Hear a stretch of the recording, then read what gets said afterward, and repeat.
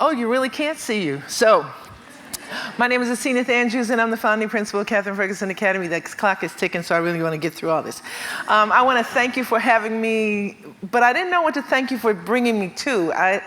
I thought maybe conversations, but then this morning just my brain exploded, and I work with this man who I think he sends me these things called idea grenades. So he throws it at me, and then I'm walking out the room, and my head goes crazy. So that's sort of what's happening to me here. I've got these thought grenades, and so if I sound like I'm on speed, it's because I'm on speed. So, sorry. So no, I'm not. I forgot. I did a show, Rachel, this woman, Rachel somebody who's on television, and I said something when the school was about to be closed about we were going to barbecue a goat, and I got so much mail about eating that goat, and the whole issue was closing the school. But anyway, I get ahead of myself. So we started off as a school in a little program that was in an old Salvation Army building, and I tell you that because it's important where you come from. And so it was before it was a school for unwed mothers, it was a free women's hospital, and after that it then became this place where girls could go if they were planning to place their children for adoption, and then it became this home for unwed mothers with a school downstairs. And then we came. This woman named Aretha Marshall called me one Sunday and said, "Hey, I heard about this school. We got this school. Do you want to go there?" Up to that point, students have been declared physically or otherwise handicap impaired because in the late 50s, early 60s, that's the only way you could get teachers, because girls were automatically kicked out of school if they were pregnant or parenting. So I went to the school, and I realized they got so stuck. They were teaching bookkeeping with these tiny little pens and these little bitty squares. And that's why I'm so surprised I'm at PopTech. I just learned that I could buy stuff on eBay cheap today. So I'm not really a tech person. But so our first big project when we got to the school was to make these apple pies, because I think that if you're going to be somebody's mother, you need to be able to make something and do something, because I really believe the revolution was coming. I used to have a little bag near my door, because when the revolution came, Gil Scott-Heron said it was not going to be on TV, so I had to get out of there and get to the revolution. And so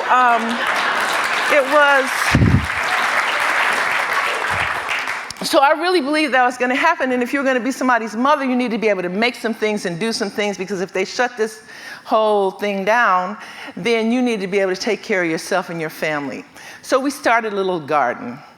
And then I realized at the old school, everybody was pregnant or parenting, because after you had your baby, you had to leave. But since everybody was pregnant, the pregnant girls, when they were trying to work it, would just tip over. They would fall. So then we learned how to build these raised beds. And that was just, oh man, I was like magic. So we started growing food. And we didn't grow enough food to sell to anybody. We made enough food that we could have one meal at the end of the season, because it turned out a lot of the people who worked at the Salvation Army were also helping themselves to our produce. Later, we found out how to fix that.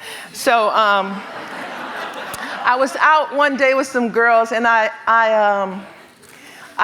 really wish I could tell you I was this great visionary that Andrew and the people here think I am, but we were walking around and we were lost, and we found this building that was closed. And Detroit, at that time, there were still about 200,000 students in Detroit, and there were very few closed buildings, and this was just like, oh, this wonderful little school. And there was a window partially open, so we took one of the girls who was not very pregnant and put her through.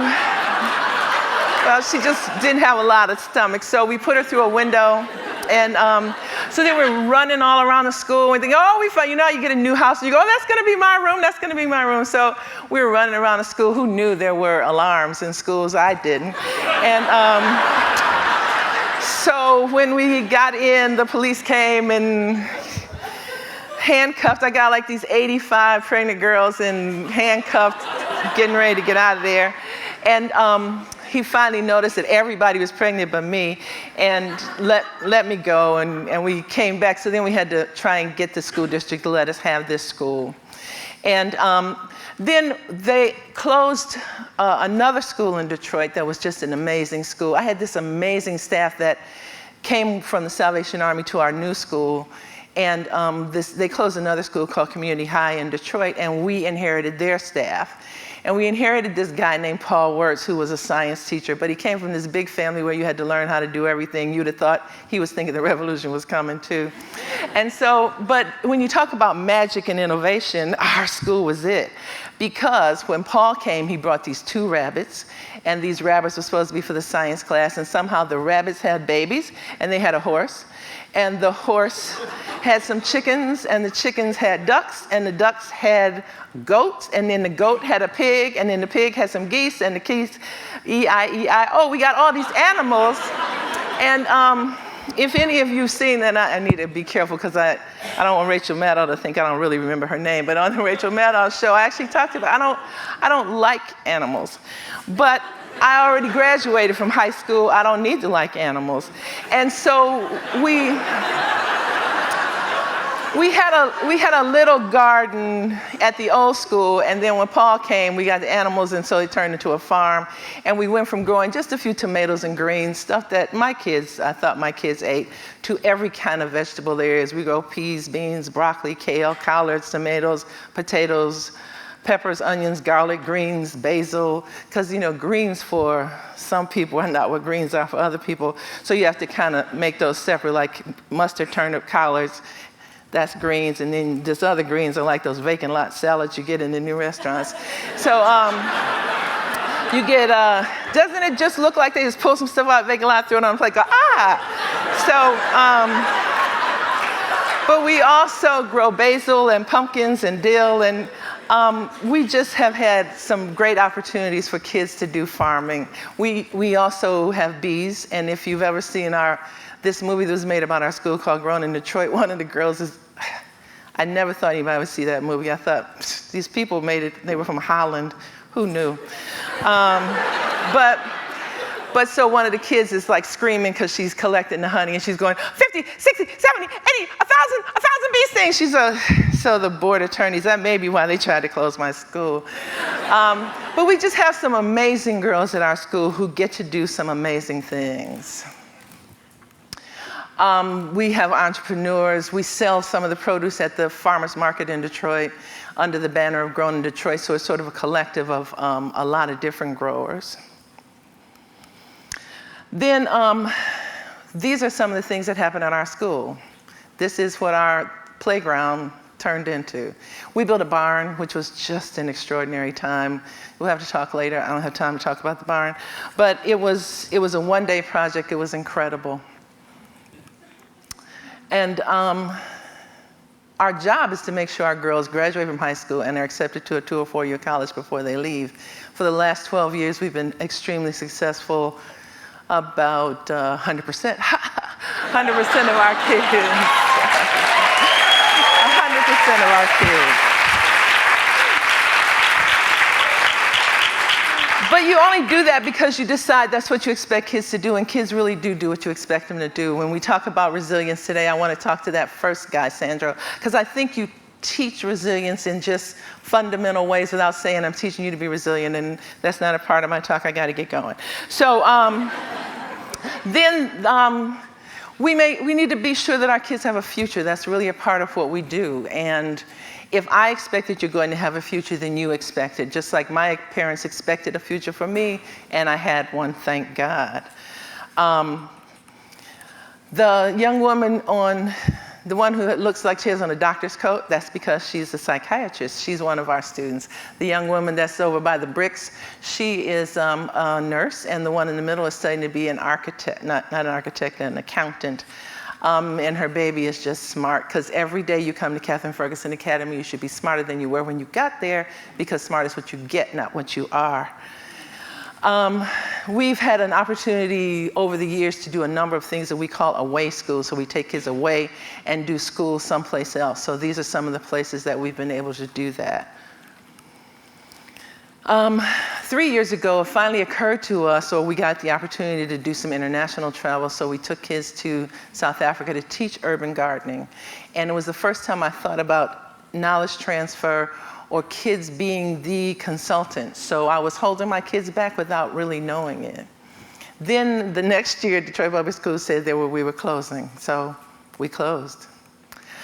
But 15 minutes later, we were rescued by Blair Evans from Bruce Kelso Blanche Academy Schools and Chris WIGENT, who's from the County Intermediate School District, and they decided that it was more important to save kids than dollars, and we stayed open. Now we're a charter. So a year and 4 months ago, charters were the enemies, now I'm a charter. And Mr. Evans has given us incredible opportunities, more international travel. We've sent kids to Ethiopia.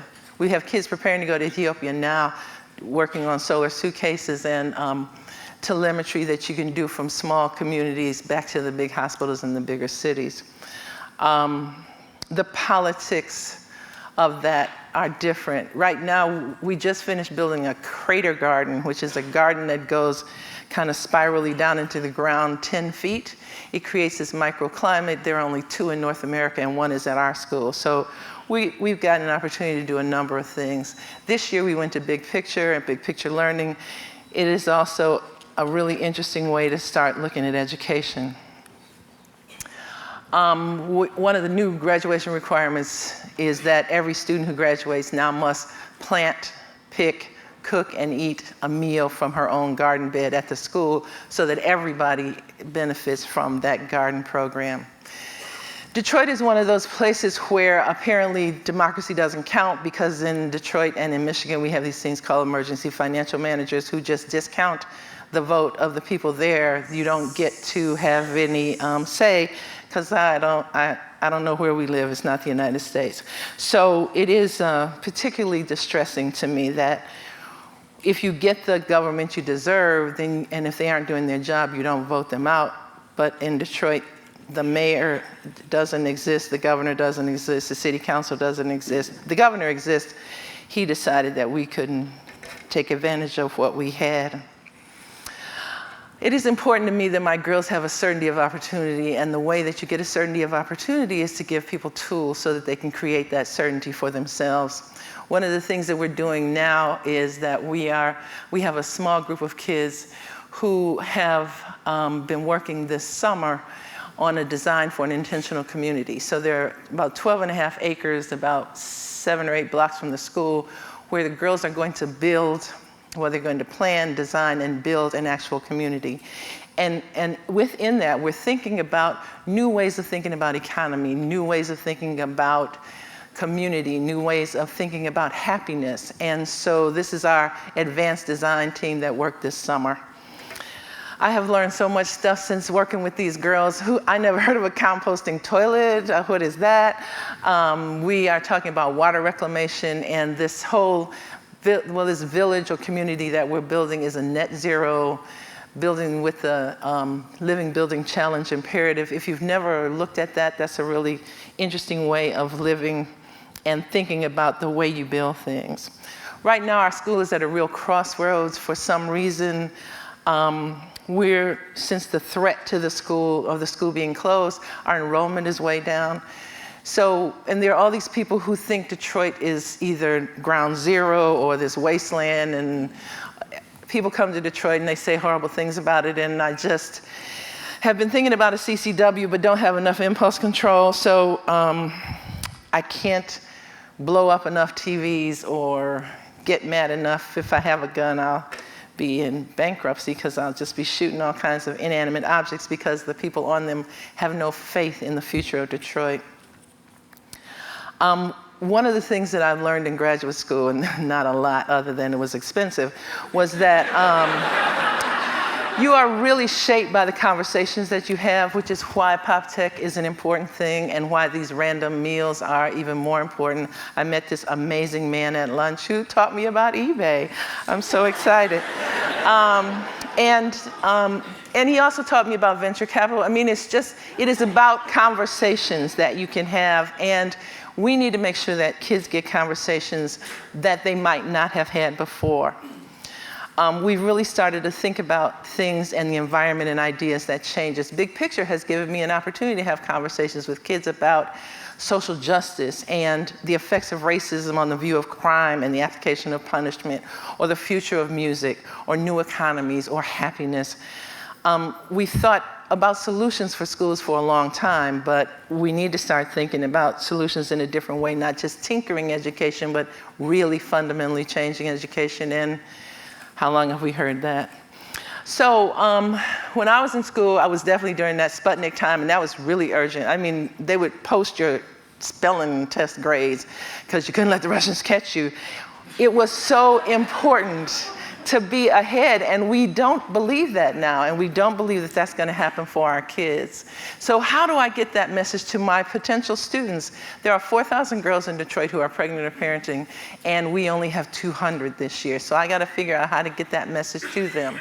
How can we really transform Catherine Ferguson Academy into an innovation incubator school? How do we get kids to start thinking in those ways? Make it a real new school for the 21st century. How do we do that? Some of the questions Andrew said to me, what the questions are as important as the answers. How do we stop keeping our country from imprisoning more Black and Hispanic boys than we graduate? We need to start having think tanks with kids in them and not grown-ups. We need to have kids where they figure out the solutions and that they are the ones who will tackle those big problems, and not just those little smart egghead kids, or not those little nice girls who wear a skirt to school every day. We need to have real kids talking about, here's the problem, here are the solutions. You know, and there are all these people who say, oh, they can't do it because they don't have the fundamental structure, they don't have the pedagogy, and they haven't had that academic background. Stop being a hater. Stop drinking that haterade. You know, there is no reason why kids can't think through problems. They think through problems that figure out in their life. So if you are one of those people, have a drink and get out. Because what do we have to lose? We have to lose poverty, we have to lose prisons, we have to lose urban blight, we have to lose dependency, and we have to lose pollution. There are a number of things we have to lose. And what do we have to gain? We have solutions. If we put kids in a place where they are really working, where they're really having those conversations, where they're really being expected to think, we get solutions. So celebrate.